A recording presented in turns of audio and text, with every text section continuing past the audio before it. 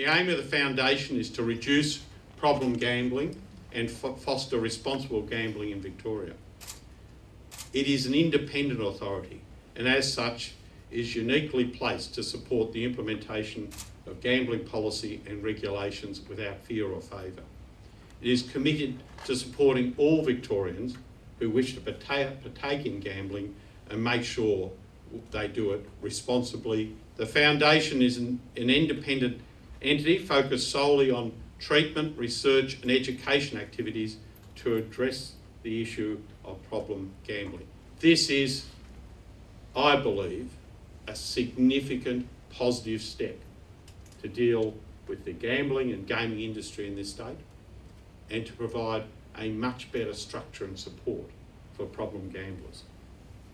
The foundation, I believe, with tripartisan support, is the way forward to work with the industry in a positive way to make sure we do have a responsible gambling industry, we do have proper supports to those in need, we do have proper research, and we are able to hold our heads high in Victoria and say we are about responsible gambling in this state. It's my great pleasure to officially launch the Responsible Gambling Foundation in Victoria.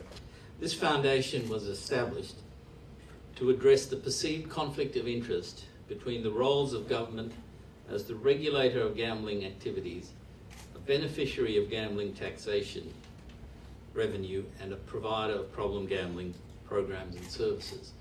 It's an independent statutory body and it deals with the fact that in Victoria anyway, there's been a huge increase, as there has around the rest of the country, in the availability of gambling products and the environment in which gambling occurs. So much so that it's very hard to actually separate now any talk of sport without seeing the odds presented.